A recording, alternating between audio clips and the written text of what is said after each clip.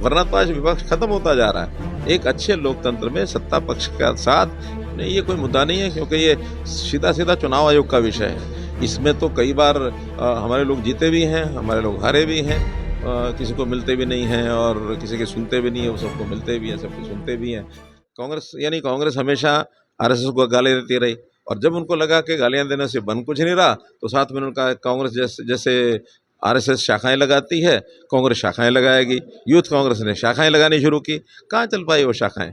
हम चाहते हैं कि ट्रेनिंग वो दें, और ट्रेनिंग देने के बाद अपने लोगों में कुछ अच्छे देशभक्ति के संस्कार भरें, कुछ भारत की संस्कृति के बारे में बताएं, काम करने का तरीका क्या होता है, छोटे बड़े की चिंता करें, ध्यान करें। ये ट्रेनिंग तो वो क्या देंगे, अगर नहीं भी दे पाएंगे तो हम उनको कहेंगे दें, ट्रेनिंग देंगे, कुछ अच्छे नागरिक बनेंगे, अच्छे कार्यकर्ता बनेंगे, विपक्ष थोड़ा अपनी लड़ाई को लड़ने में थोड़ा सक्षम हो जाएगा।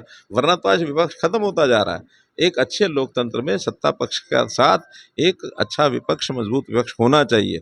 हमने जनसंघ का चुनाव 1952 में लड़ा था, एक मजबूत विपक्ष के लिए लड़ा था। हम 45 साल तक, 50 साल तक हमने भी विपक्ष का काम किया है।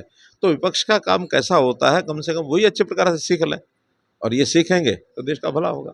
देखिए, ये एक चुनाव आयोग का विषय है, इस विषय में कोई टिप्पणी करना ठीक नहीं है।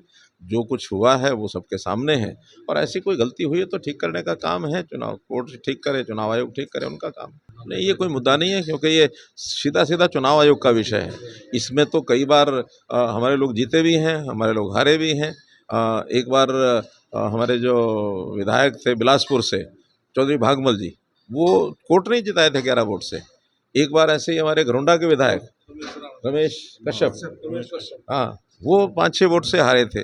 तो ये चीज़ें चुनाव आयोग की, अगर किसी प्रकार की कोई बात गड़बड़ होती है तो वो अधिकार है कोर्ट को कि उसको ठीक करे, और ऐसी गलतियां ठीक होनी ही चाहिए। अधिकार है कोर्ट को कि उसको ठीक करे, और ऐसी गलतियां ठीक होनी ही चाहिए। देखिए, ये अब विपक्ष के लोग इस विषय को चलाते हैं, या मीडिया के लोग चलाते हैं, या आपके पीछे खड़े होने वाले वो चलाते हैं, कौन चलाता है। लेकिन हमारे जो मुख्यमंत्री हैं वर्तमान, नायब सिंह सैनी, बहुत सक्षम आदमी हैं, और बल्कि कुछ बातें तो ऐसी हैं जो मैं 10 साल नहीं कर सका, और वो उसको अच्छी प्रकार से कर रहे हैं। मुझे तो लोगों ने कहा कि किसी को मिलते भी नहीं हैं और किसी के सुनते भी नहीं है, वो सबको मिलते भी हैं, सबके सुनते भी हैं, और किसी को मिलते भी नहीं हैं और किसी के सुनते भी नहीं है, वो सबको मिलते भी हैं, सबके सुनते भी हैं।